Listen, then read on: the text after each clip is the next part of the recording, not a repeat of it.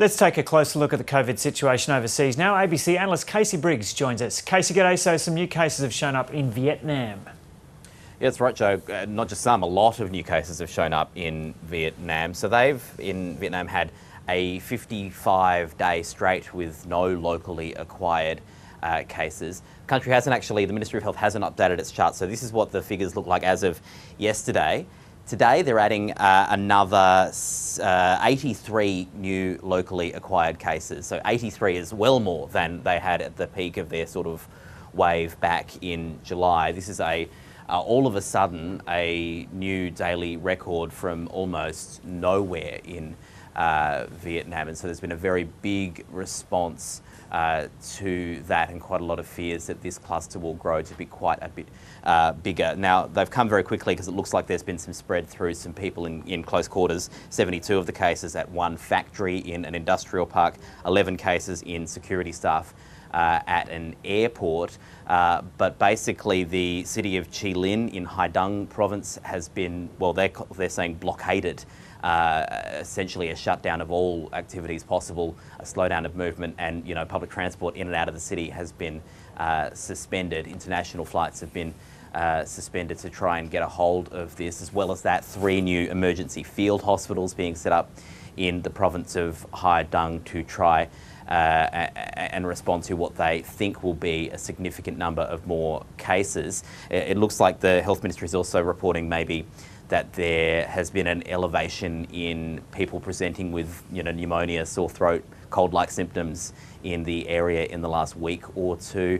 And it sounds like there's some fears about schools as well, because a lot of the workers in those factories that have been infected are women with young children who are going to school. So a bit of a situation there for Vietnam to deal with, a country that has had very low numbers through this entire pandemic, hasn't had a single locally acquired case in 2 months. All of a sudden, in one day, has broken its record through this entire pandemic. So quite a situation to be watching there. And Casey, over the last couple of months, there's been a lot of talk about new variants or mutant strains, and a lot of the focus has been on the UK strain, or the strain that was first detected in the UK, because it seemed to be a lot more contagious than the original coronavirus. I also talk about a South Africa strain. What can you tell us about that? Yeah, there's the strain of the virus in South Africa which looks like it might be causing some problems even with this Novavax efficacy news that we've received this morning, or at least the press release the Novavax manufacturers have released about how efficacious their virus is. It may be less so against the South African variant, the variant first found in South Africa, I'll keep saying. In Africa as a continent, we are seeing another wave, and it is a wave that is worse than its first wave at the moment. I'll pick out one country to show you, and that is the country of Ghana, which is now seeing a spike in cases, 63,000 nearly cases through this pandemic.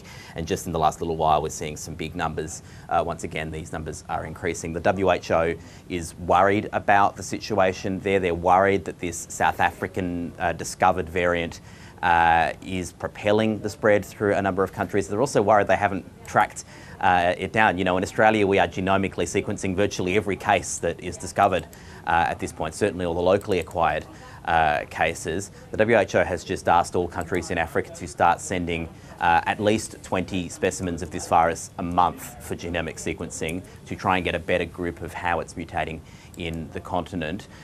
We know it's been discovered in Ghana, we know it's been discovered in Botswana, in Kenya, obviously in South Africa. It may well this variant may well have spread through more of the continent that we just don't know about yet because the sequencing hasn't been done.